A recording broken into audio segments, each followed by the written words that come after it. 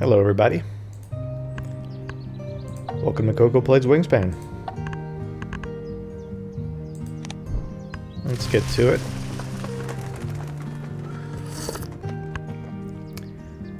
I wanted to have some tea to relax this afternoon. Got some Earl Grey tea here. I like afternoon tea when I get to have it because I can have caffeinated teas. Because I have coffee in the morning and I have like herbal teas that aren't caffeinated in the evening. So afternoon, I don't often have the opportunity to make a cup of tea, but when I do, I like the caffeinated ones.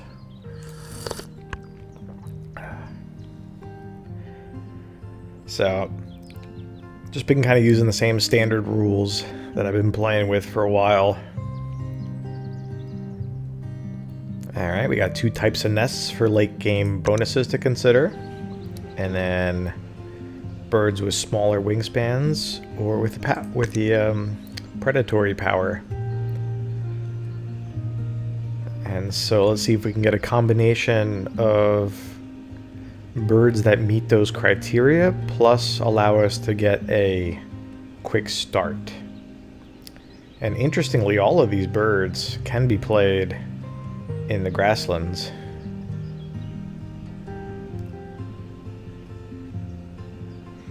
And they all, with the exception of one, require two. Hey, happy Sunday. Good to see you.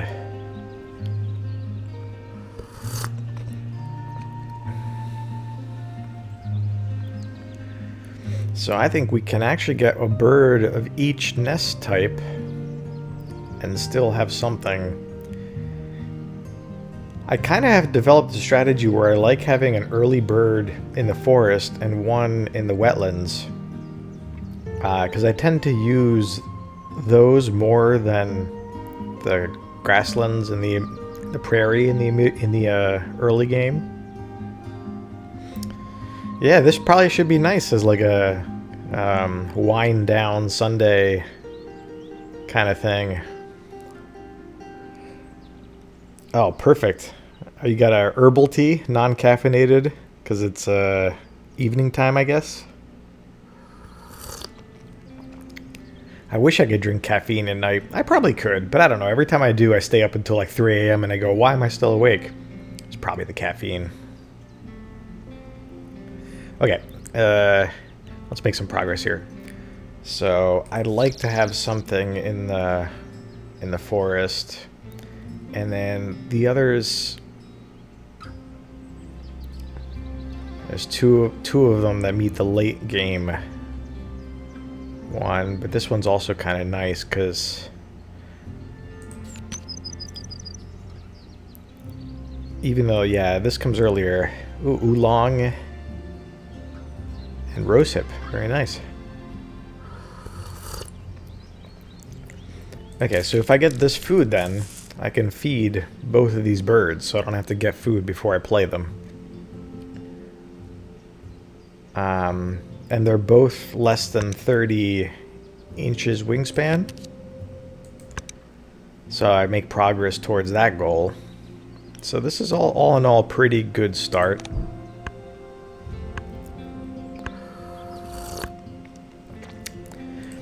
Yeah, exactly. My rule tends to be 4 p.m. is like the dividing line.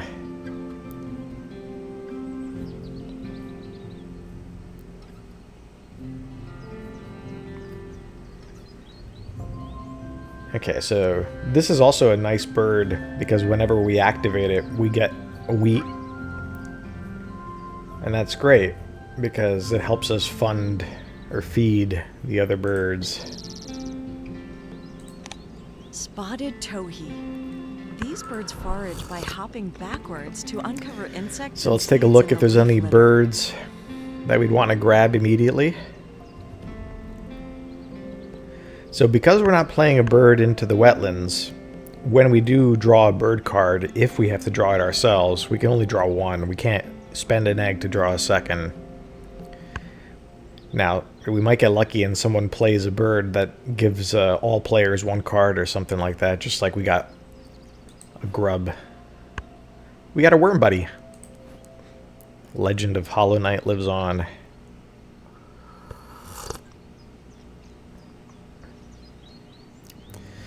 Yeah, and ideally if we can pick small birds, then that'll help with the bonus. But that's one of those where it's like, if there's a really good bird that has a large wingspan, that's fine. Like, we can live with that.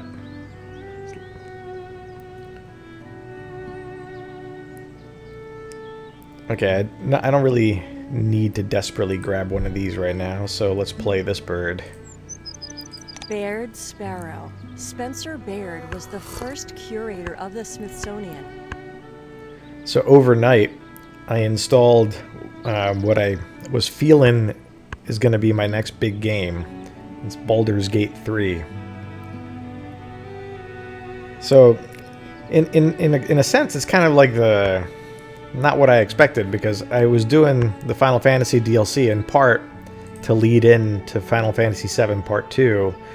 And having played the original game, I know that Part 2 involves like the wider open world and Costa del Sol, and so summertime hijinks is part of the Final Fantasy VII Part 2. So it would like pair well with summertime playthrough because it's summertime in the game. And so I was like, this all works nice. But just that pull of doing like a story-rich D&D, crafting a character RPG, that itch was strong. So I installed Baldur's Gate instead. Okay.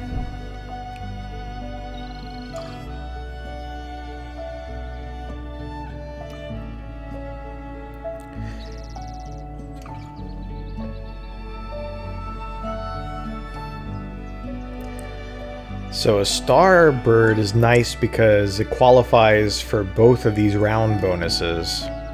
So even though it's not a small bird, it could be worth it. But I do want to play something that's in the wetlands, in part because the second round bonus. So let's just draw this card and see what else comes into the deck. Alright, so not really what we wanted, but it's fine.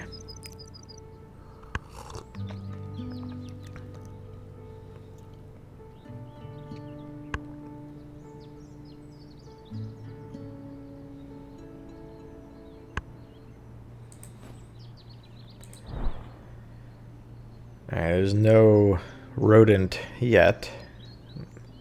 So let's lay some eggs using an extra grub. Wait, I have two birds or one? Two, okay. So we have room for a third egg, which will come in handy at some point.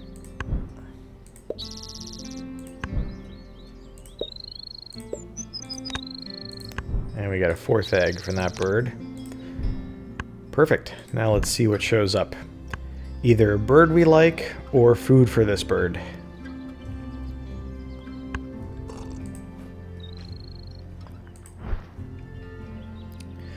No change to the bird feeder.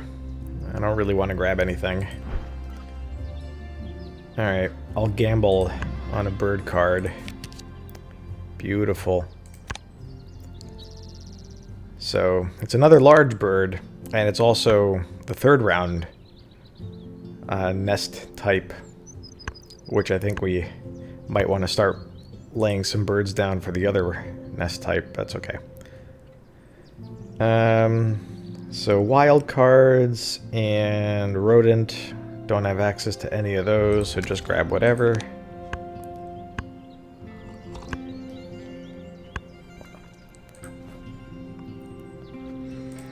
Alright, let's take a look at the bird feeder. Brilliant. We can grab the rodent, and then we'll get... Oh, that comes from the supply. We don't even need to have it in the bird feeder. Nevertheless, we'll get it.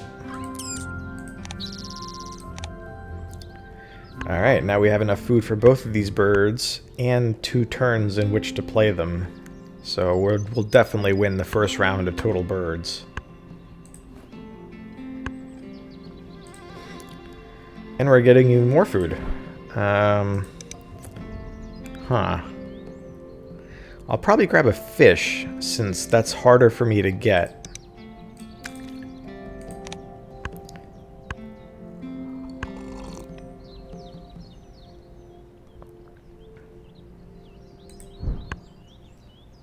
Yeah, owls are the best.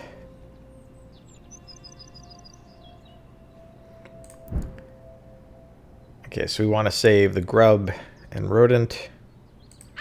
Grub, rodent. So let's play... Huh, well, then again, we keep getting grubs. But they are useful for a lot of birds. They tend to be one of the most common food sources. Yeah, like all of these have it. So maybe we want to save our extras for that. So let's use one of the fish and the grain. Ring-billed gull. These gulls steal food and eggs from other birds and scavenge at garbage dumps. Scavenge at garbage dumps. It almost makes it sound poetic.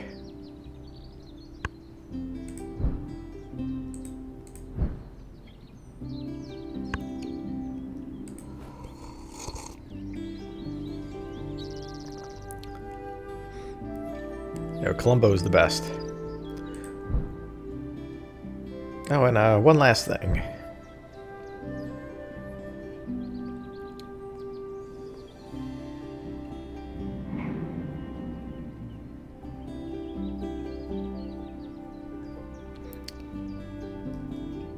So, we could grab this, because at the end of the round, the bird cards get replaced. But, I don't know, I'll gamble and see if anything shows up that I like better.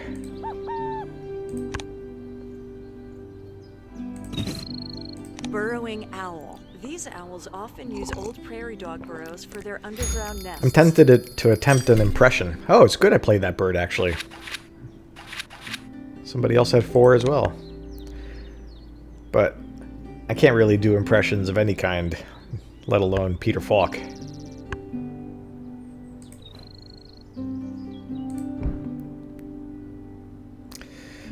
Alright, worked out. We got a bunch of bird cards that are useful for us this round and onwards. Another one of these same nest types for round 3. Alright, let's spend an egg to grab an extra card.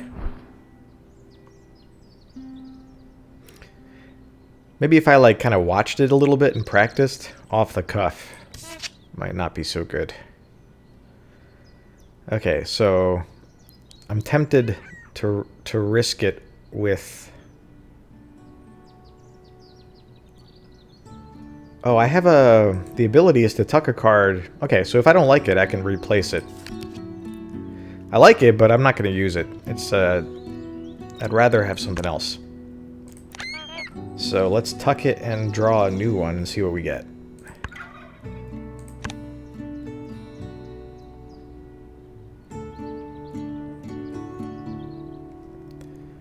I'll practice it, including the sort of lazy eye from his glass eye. Another one of the birds with that nest type. It's a popular nest type, this game.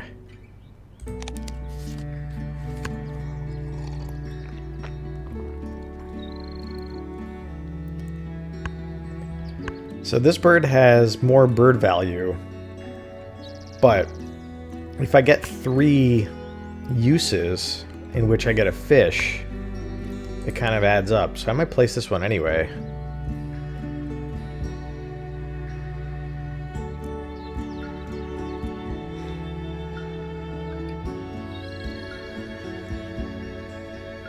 I don't have any bucket nest birds, do I?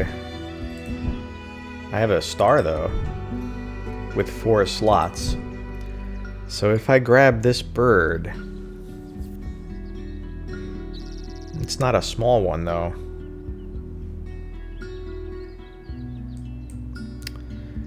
Okay, I'm gonna grab it and waste an egg. How many eggs does that leave me with? 1. That's fine. We're going to grab this. And because we can do a bucket... Nope, we're going to risk it. Alright, we'll get rid of that one. So let's tuck... Trumpeter swan or American woodcock?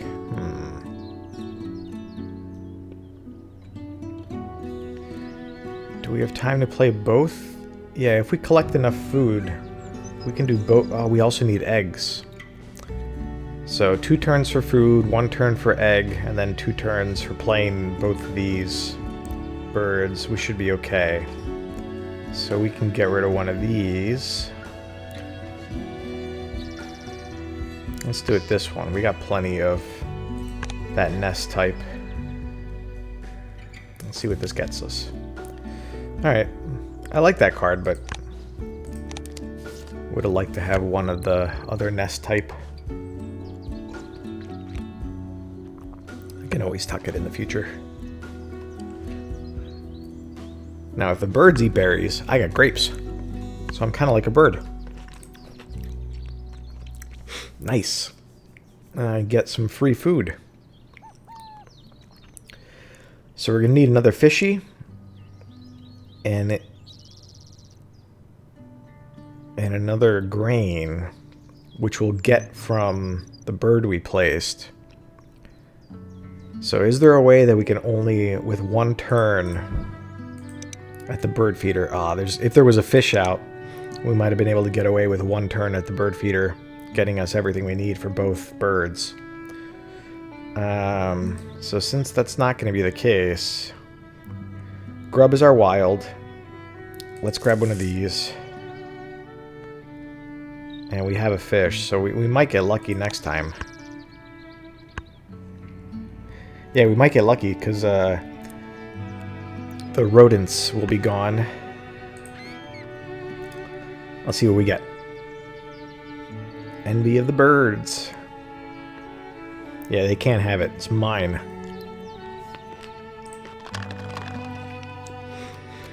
Nice. We're going to be able to feed both of our birds.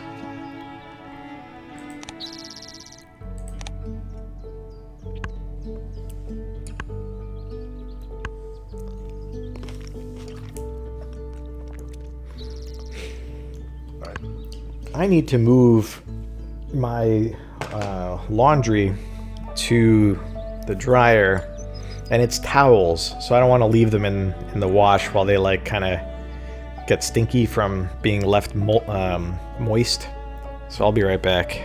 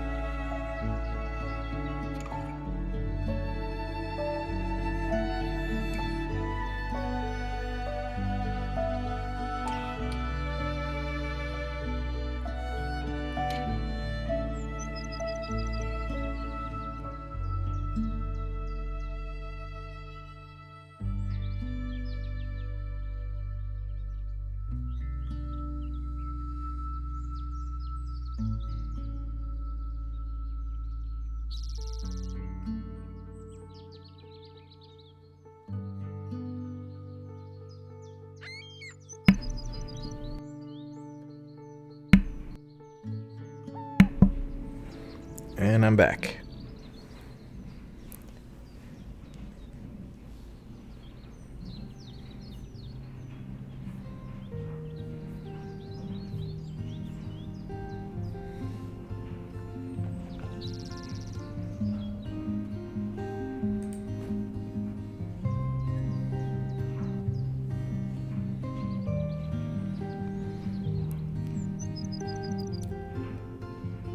That's impressive, toucan beak.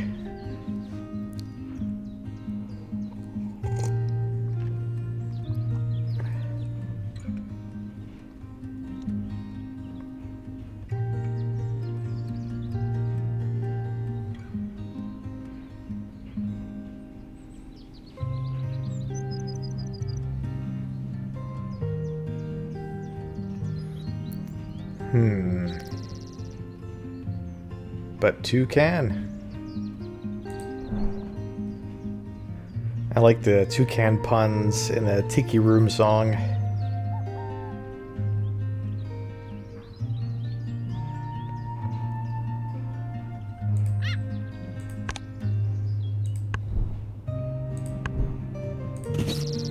Black skimmer. Skimmers plow the water with their beaks, snapping shut when they hit a fish.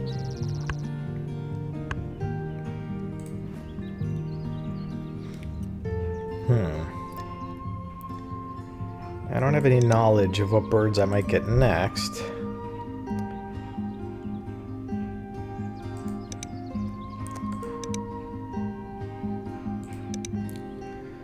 Let's assume that'll be something in the forest or prairie, so probably not a fish.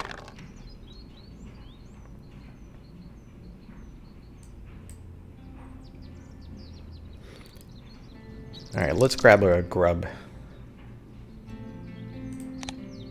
Even though we might get one from that other player's bird ability. Since that's not guaranteed, it's nice to have it.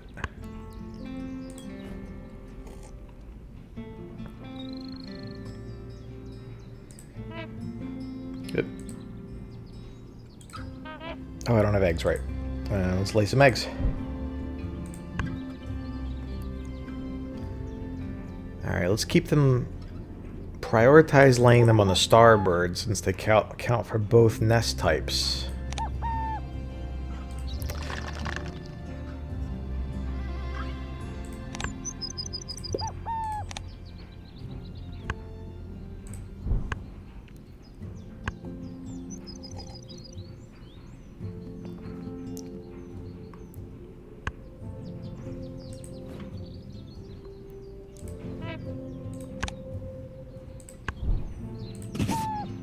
Trumpeter swan. Weighing over 20 pounds, trumpeter swans are the heaviest bird in North America.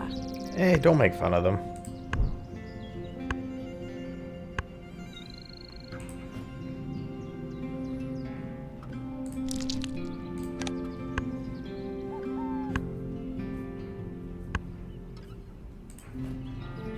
Alright, well, let's play the black vulture so that its effect is available. Black vulture. Turkey vultures have a better sense of smell, so black vultures follow them to food.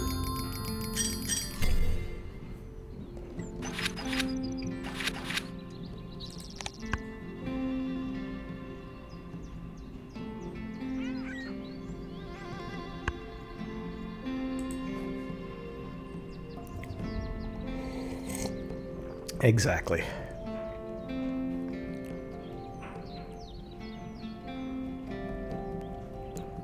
Alright, so now we got lots of the nest type that we need. So we'll have to leave time for laying eggs. At least more so than the other players do. So we can kind of take a look at on the last turn or so and see how many eggs other players have laid on this nest type. But we got so many birds of this nest type that it's easy for us to win this. What would be great is if I could play a bird or two of this other nest type. I do have one, so maybe do that first. Yeah, let's get some food. So this thing needs anything, really. What's the next bird we might draw? So grubs could be at play. Okay. Grub and cherry maybe grab?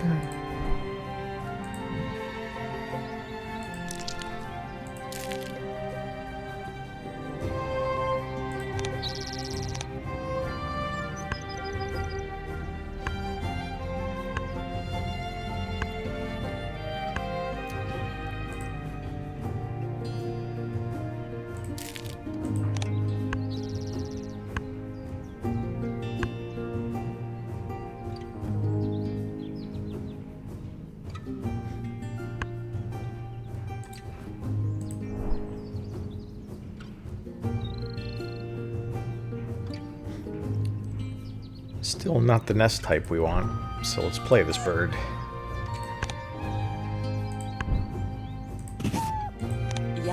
yellow-billed cuckoo. Yellow-billed cuckoos lay their eggs in other birds' nests when food is abundant.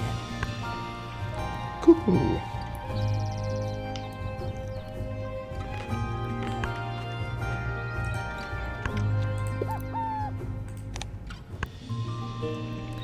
Yeah, the other great feature of starbirds is that they're like a universal target for those receiving eggs. Starbirds are awesome.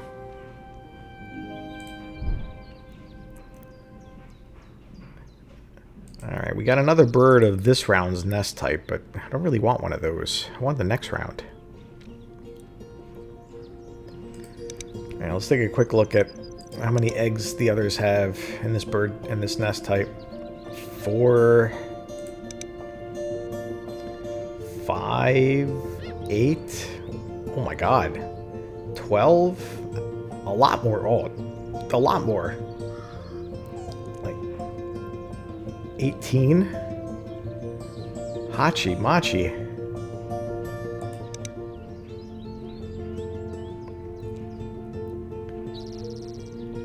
Okay, so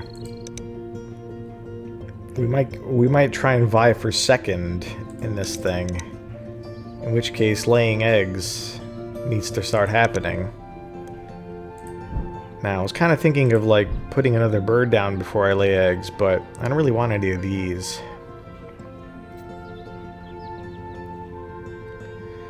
Actually, how am I on the progress towards what happened to my bonus card? I can't see it now. It's like...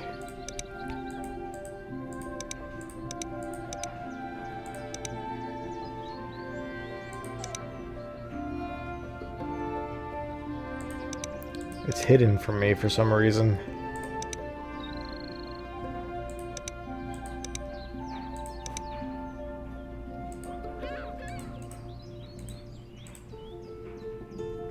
Oh, I'm not looking at my screen, that's why. Whew. Yeah, I only have 2 small birds. So I could get the bunting and play it. I do have the food for it, and then use it to lay more eggs. But I won't have food for the extra unless I get some stuff. Okay. Let's grab it and see what else we get. Hey, we got lucky. Let's just keep... Oh, but I might want another card just to tuck it and get a point that way. So let's spend an egg. And then I still have one to place that bird.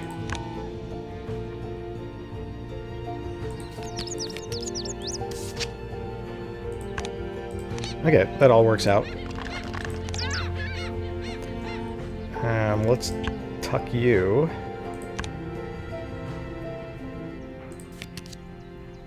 Sure.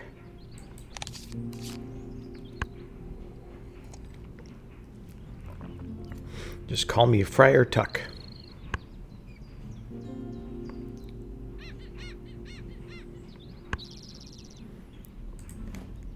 Bird naming is a wild scene.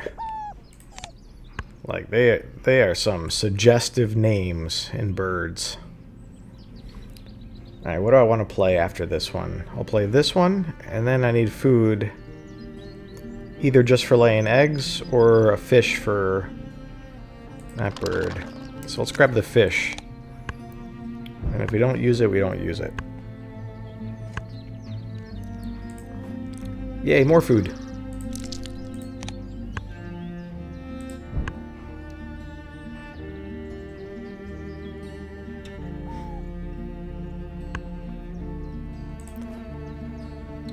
Okay, let's lay this one.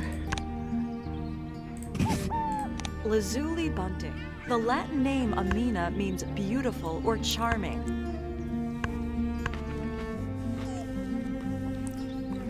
It does look like a charming bird.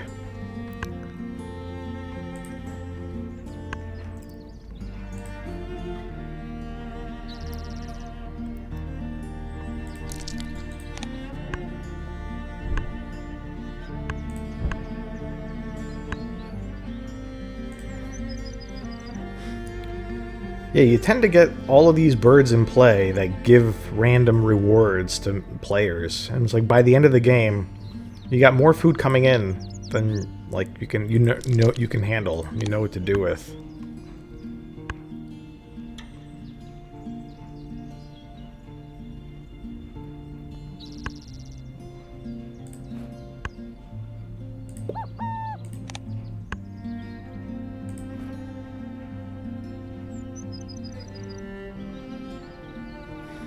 Oh, it probably is.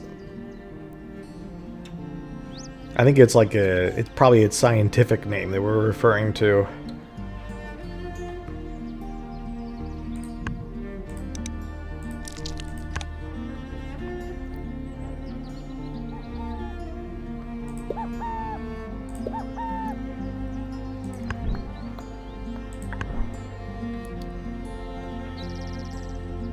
Okay, so actually, we don't have...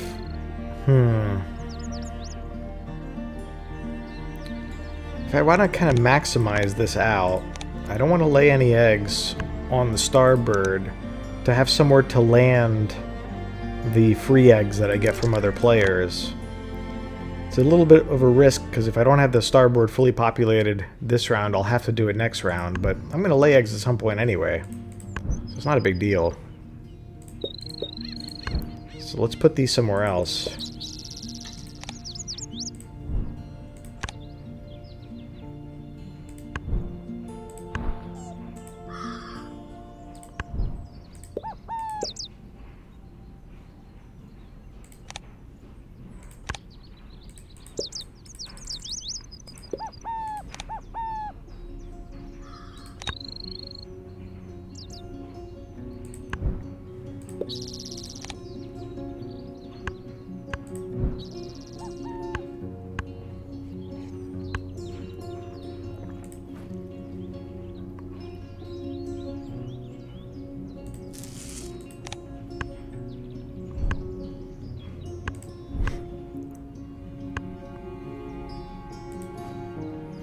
So much food.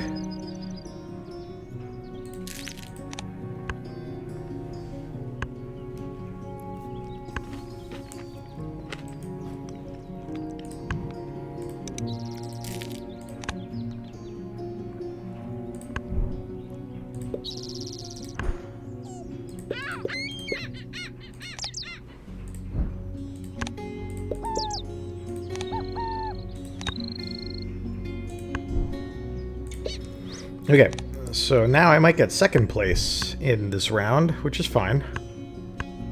It's at least some points. Plus laying eggs gets me points.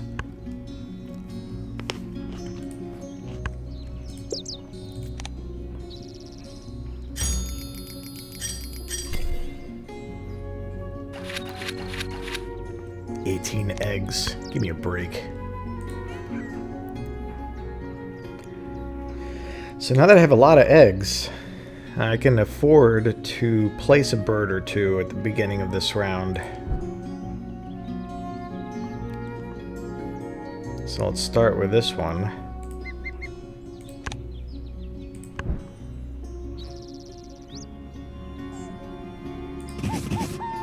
Osprey. Ospreys are excellent hunters, catching a fish in at least 1 out of every 4 dives.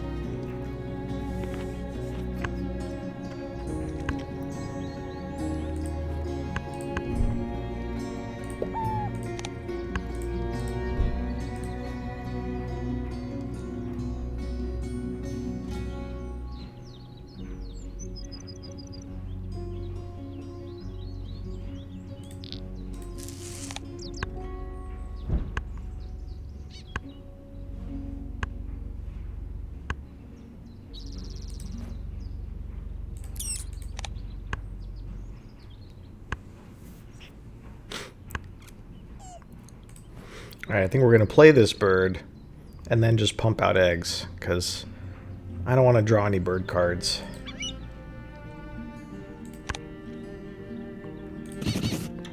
American avocet. American avocets build their own nests, but also parasitize other birds' nests.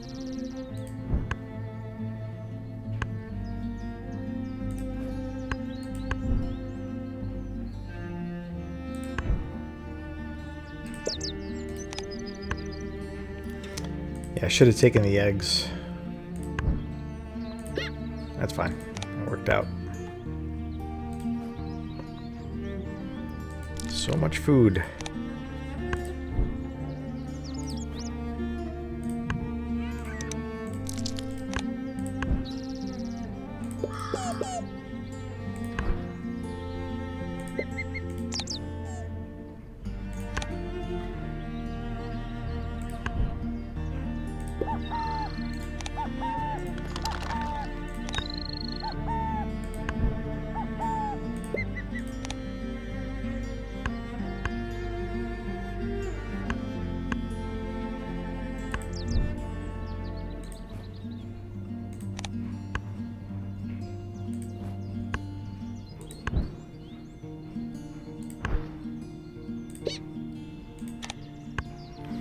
Okay, I have 2 turns, but I'm going to fill up my eggs with 1.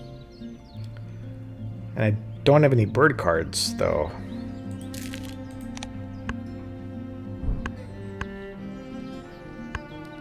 So I need to find a good use of a turn.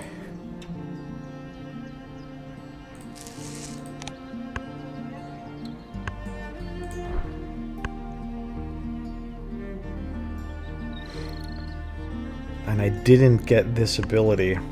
If I get 1 more bird card placed, I do. This might be worth it.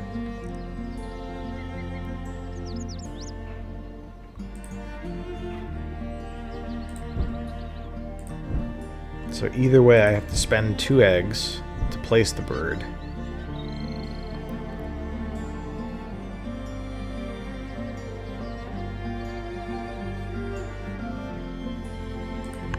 Okay, let's grab you. Sure, grab you, why not?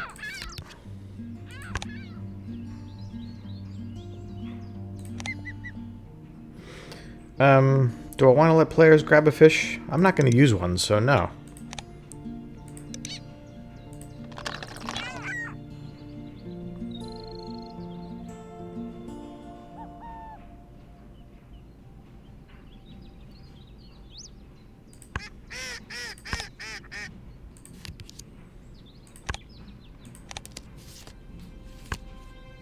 Alright, and in my last turn, I'm going to play a bird to get 3 points of my bonus.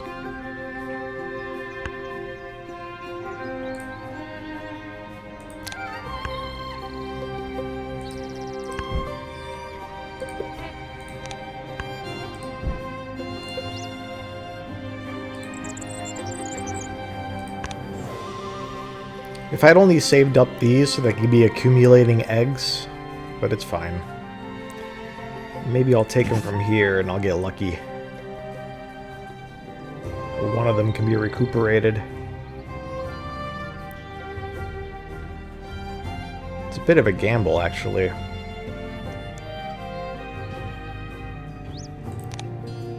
I'll do it this way. I'll do this one to hedge my bet. Grasshopper sparrow. Oh, I didn't mean to do this one. Grasshopper-like song of these That was a sparrows huge is mistake. often Oh overlooked. well, who cares? I just clicked randomly and I clicked the wrong nest type. I need eggs in that nest type.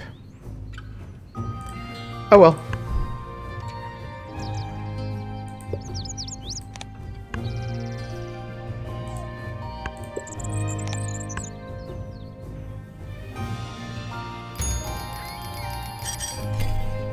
See, if I had 1 more egg in that nest type, I would have won. It's okay. Tying for the top spot is, in my opinion, like, just about as good. Because you at least don't have someone have all the points to themselves. But that could have easily been avoided if I just paid attention to what I clicked on.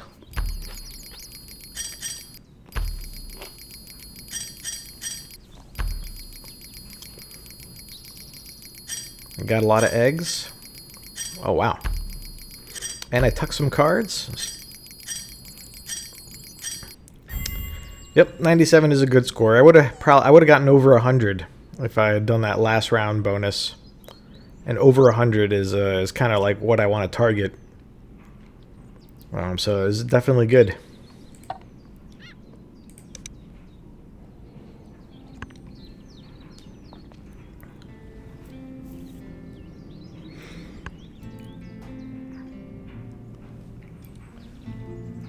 So what we can do, instead of doing another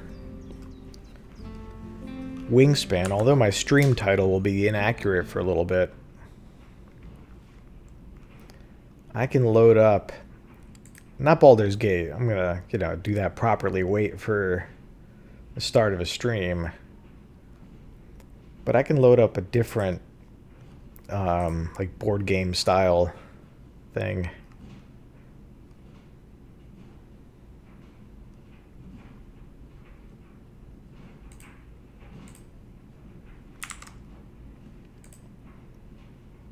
Just as night follows day, each light casts its own fateful shadow.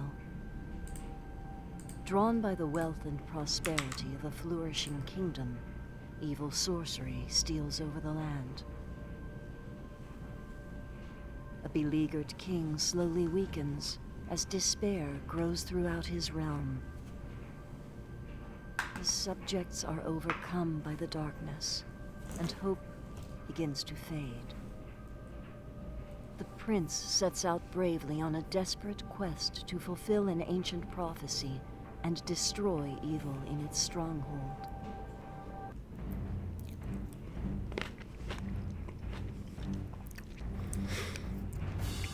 So this is the Confrontation, and this is based on a 2-player board game that's themed on Lord of the Rings. And then someone made a video game adaptation for it. But to actually like make a Lord of the Rings themed video game, you'd have to get licensing from, I guess, Warner Brothers or New Line Cinema, whoever owns the movie rights. And that would have been, prohibitively expensive. So they made a video game based on the board game with all the same rules as the board game, and then just generalized the theming to avoid any Lord of the Rings specific character names, place names, and whatnot. But it's the same game.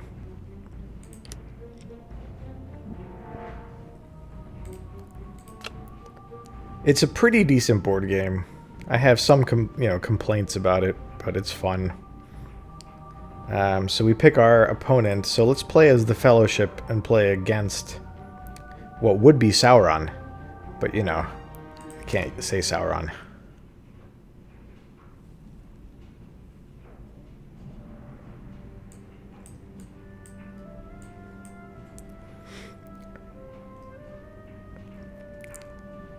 So it's kind of like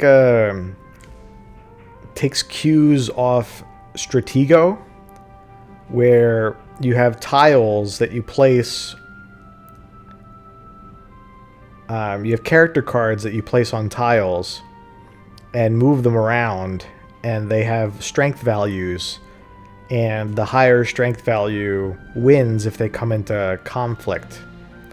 But then there's like additional rules on top of that make it different. The characters each have abilities, and there also are cards that you get in addition to the character that you play during combat that influences the outcome. And the goal is themed after Lord of the Rings. So as the Fellowship side, your victory condition is that you get the ring to Mordor. So the character that is Frodo, which in this video game version is the prince, if the prince just walks into Mordor, you win. And I think that's the only way you can win. And then if you play as Sauron, Sauron has multiple ways of winning. One is to kill the ring bearer. So if that happens, end the game. But the Sauron also has a way to win, which is kind of like the Scouring of the Shire. If three characters from his side end up in the Shire, that's also game over. So that kind of fuels a couple different strategies. Like for the Fellowship side, let me lay down some characters while I kind of talk through it. So I'll start off Frodo, and so he's got Sam, who's a guardian angel in this. There's a couple ways to do this, but I'm going to put Legolas into the Shire too. And then as the fourth person who starts in the Shire,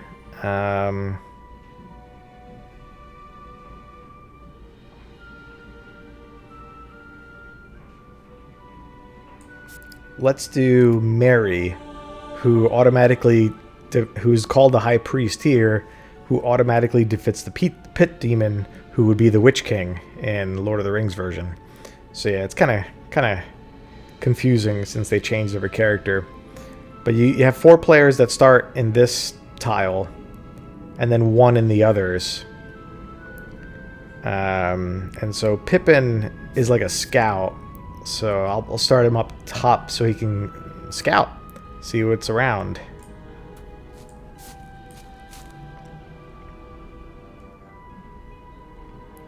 And let's put him over here.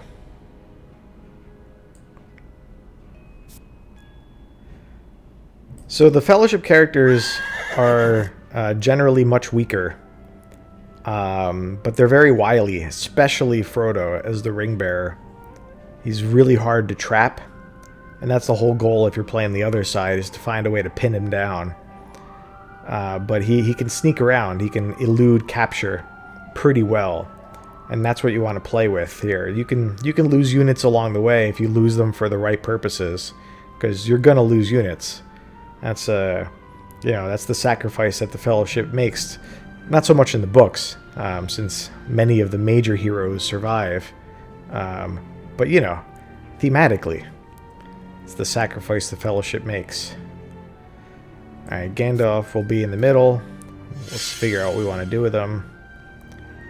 The Boromir character is, I think in Stratego they have this thing too. He has a 0 value strength, but it's an insta-kill. So whoever he comes in contact with, he does a sacrificial attack.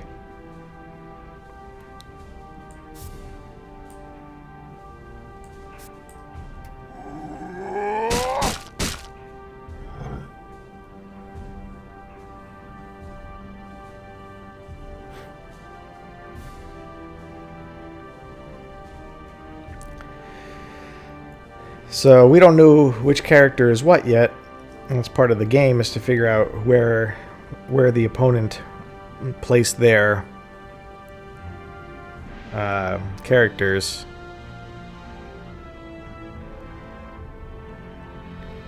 And so that's one of the uses of the scout. And unfortunately I put the scout over here this time, so he can't test out if the...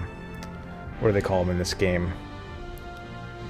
The Minotaur, which is like the Balrog, is in Moria. But we'll build up more slowly than that.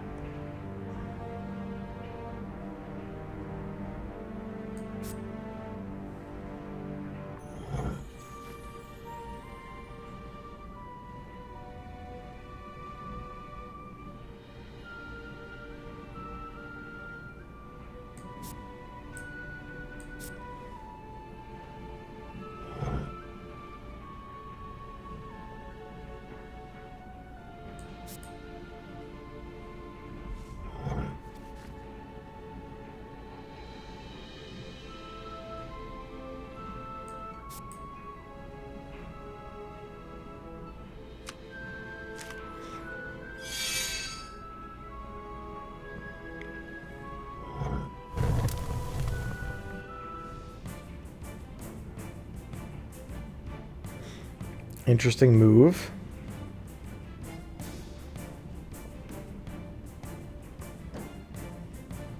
So I can't retreat backwards, unfortunately.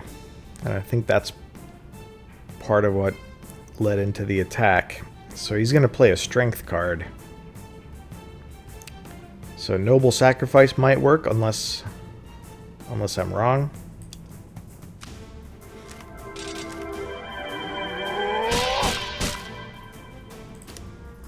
Alright, well, that's something.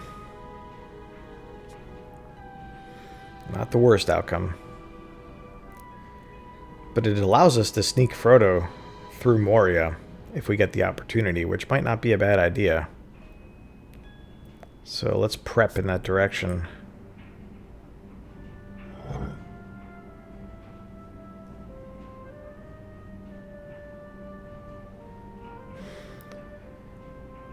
With the goblins out of the mix, which are the orcs, might be trying to rush him up. Oh, interesting. So we're gonna have to fight. So 6 strength leads to 8. I think retreating is the best option.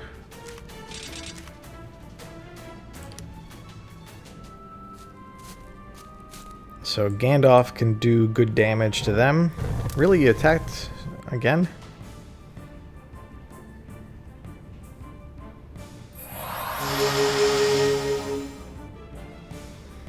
So surely you're going to do the same thing for strength.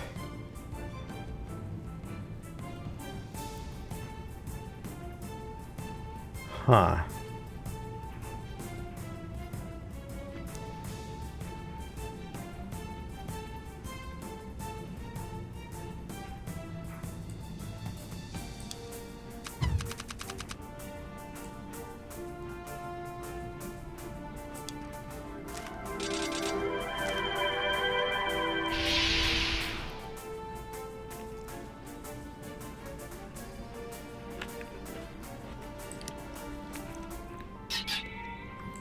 Alright, that wasn't so great because we used our magic card, which is very useful. We'll just have to bleed some cards.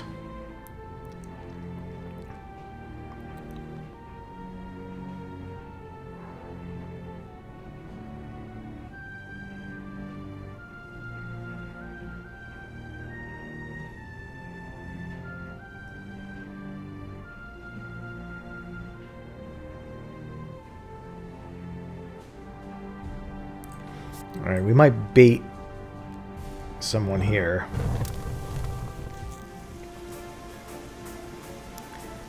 Alright, bye-bye Scout.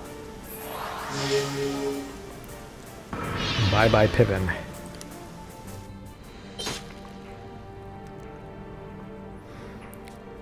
But, unless those are goblins, we can take the Necromancer out, or we could sidestep him. Allow him to come down.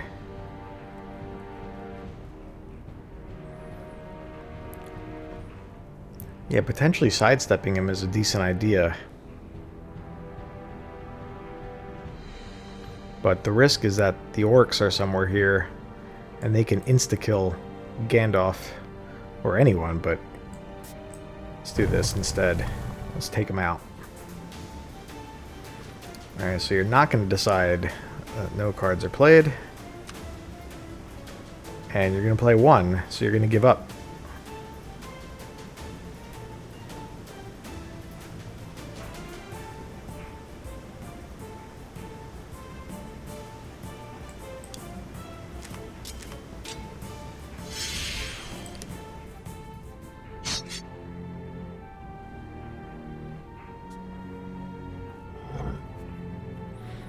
Alright, that might be the orcs, it might not be. We're gonna go over here.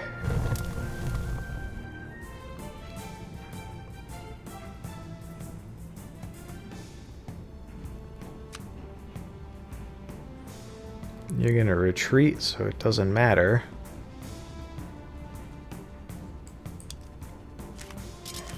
So this is a way to bleed cards out.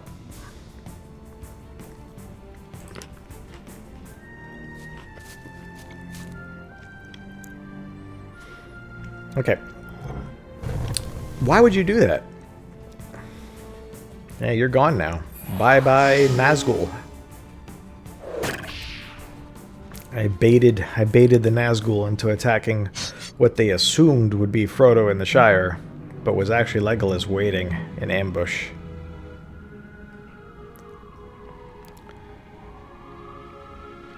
Okay, this is good. Gandalf has established a beachhead.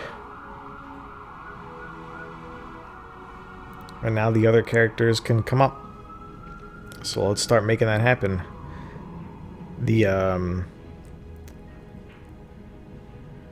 The Warg Riders can... Or who is it that...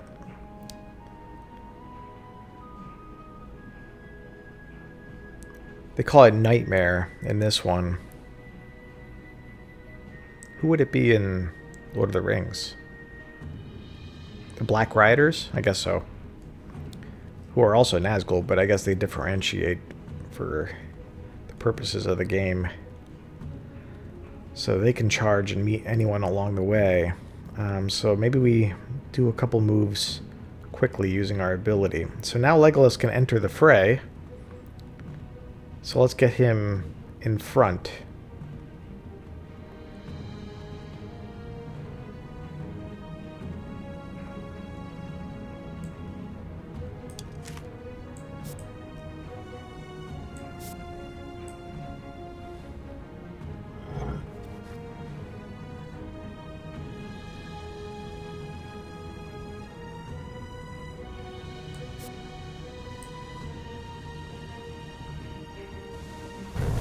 That's fine.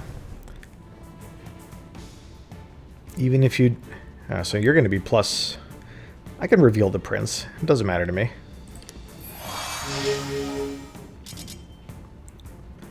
So this is how I'm going to make you use your magic card, which is great. You're going to... Oh, you already have... You still have +6.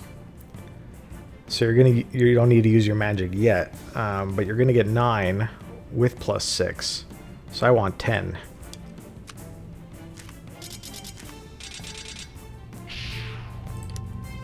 So next time, I can bait the magic card usage. Alright, so unless I mess up, I should be in great shape. You never take out this many of Sauron's characters. So if I use the High Priest or Mary's ability to take out the Pit Demon / Witch King, in good shape.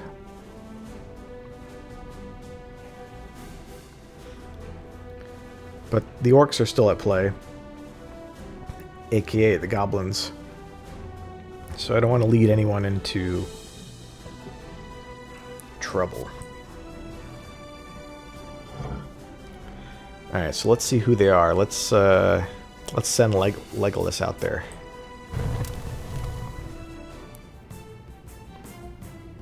Okay, Shelob.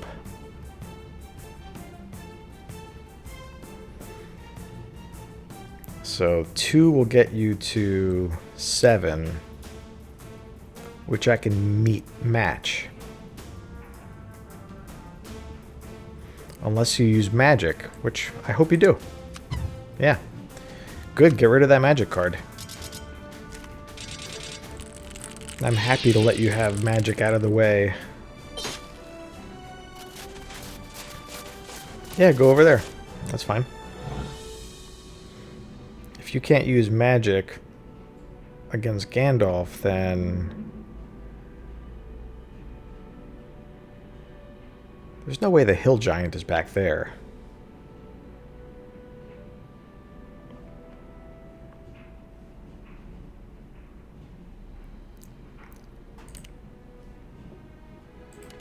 So they have ignore text and +2.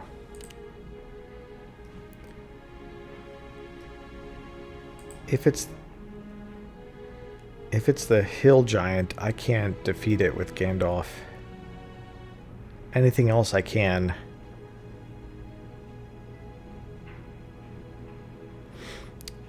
I don't think it's the Hill Giant. Cave Troll.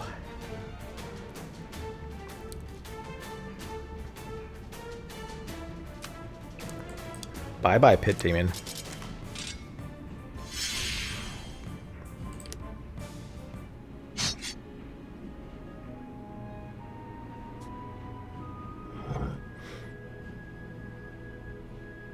Alright, nothing can stop Frodo now, really.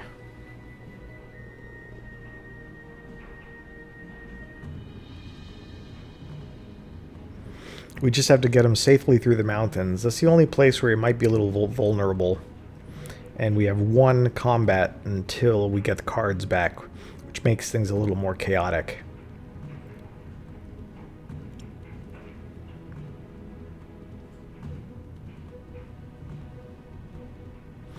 So we go here, they go there. We wait for attack.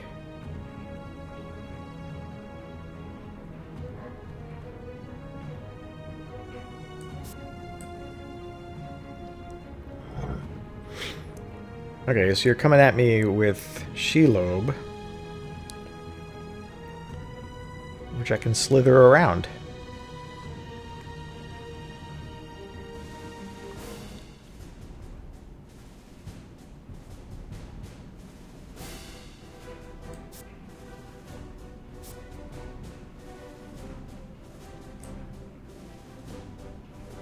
Yeah, go for it.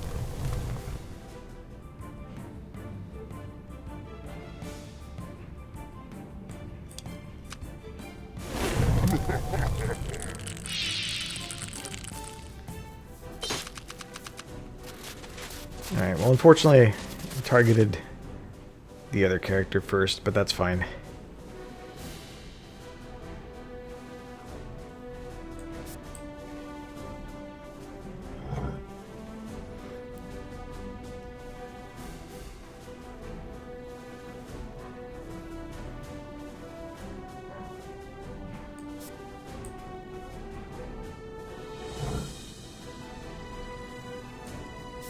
Alright, who are you going to attack with?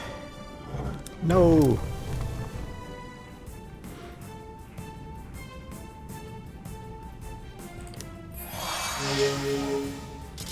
Alright, at least we can bait the +6 out of you, and then ignore it.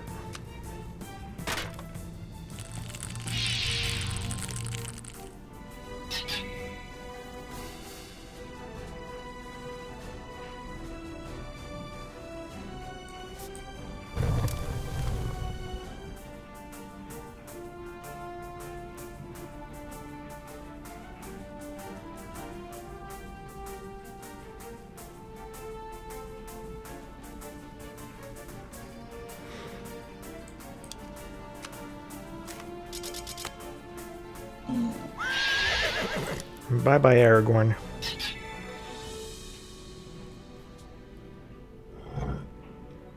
And that's that.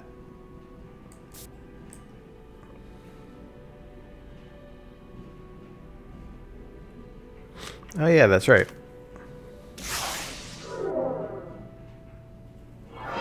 Sorry, the goblin ambushes are useless. I guess we wait if we destroy all their characters too, which is about to happen.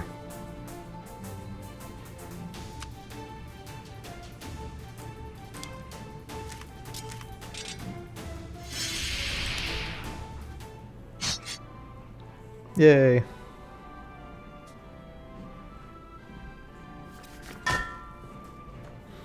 Alright, that worked out very nicely.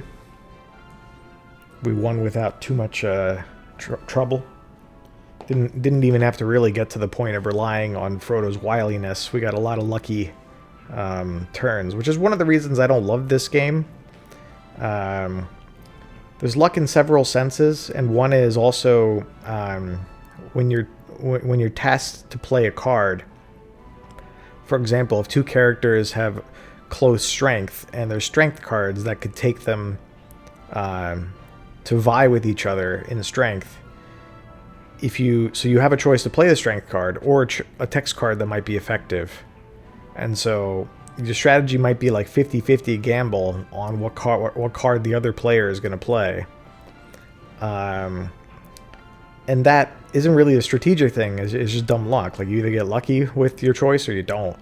And like, it's, you know, maybe it's like poker where you can try and like think about the other player's thinking. It's a little frustrating. But it worked out for us this time. Cool, so this is kind of like an Easter egg within the Wingspan stream. And that's that. I'm gonna go do stuff. Everybody take care. Have fun.